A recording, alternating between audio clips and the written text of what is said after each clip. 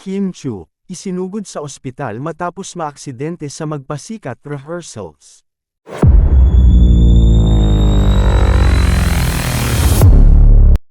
Isinugod si Kim Chu sa ospital dahil sa isang injury.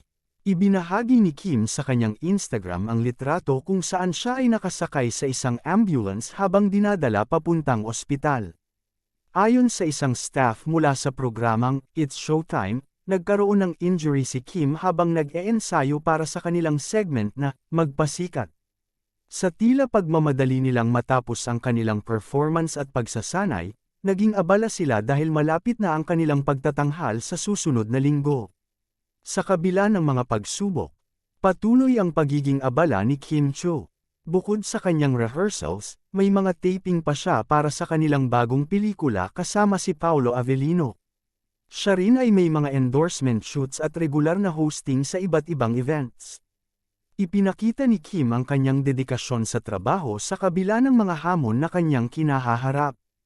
Ang kanyang kakayahang pagsabayin ang maraming proyekto ay patunay ng kanyang sipag at determinasyon sa kanyang karera. Sa kanyang post, maraming mga tagahanga ang nagpakita ng kanilang suporta at pag-aalala para sa kanyang kalagayan. Ang mga mensahe ng pagmamalasakit at pagbati ng mabilis na paggaling ay umabot sa kanya mula sa kanyang mga tagahanga at kaibigan sa industriya. Mahalaga para kay Kim ang kanyang trabaho at ang mga proyekto na kanyang pinagtutulungan, ngunit hindi rin niya nakakalimutan ang pangangalaga sa sarili. Sa kabila ng kanyang busy schedule, isinasama niya ang mga kinakailangang pahinga at recovery upang makabalik sa kanyang mga obligasyon. Marami ang humahanga sa kanya hindi lamang sa kanyang talento kundi pati na rin sa kanyang katatagan at lakas ng loob. Ang kanyang karanasan ay isang paalala na kahit gaano pa man tayo kabala, mahalaga ang ating kalusugan at kapakanan. Ngunit sa kabila ng kanyang injury, umaasa si Kim na makabawi agad upang ipagpatuloy ang kanyang mga proyekto. Ang kanyang tagumpay ay hindi lamang nakasalalay sa kanyang trabaho kundi pati na rin sa kanyang kakayahang harapin ang mga pagsubok sa buhay.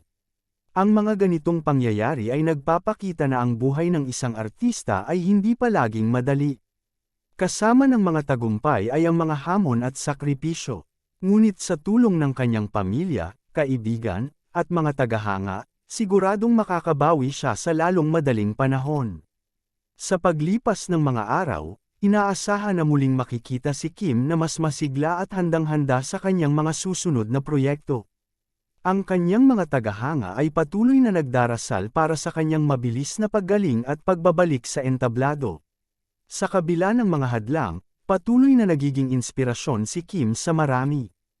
Ang kanyang dedikasyon sa kanyang craft at ang pagmamahal niya sa kanyang trabaho ay nagbibigay ng pag-asa at lakas sa kanyang mga taga-suporta.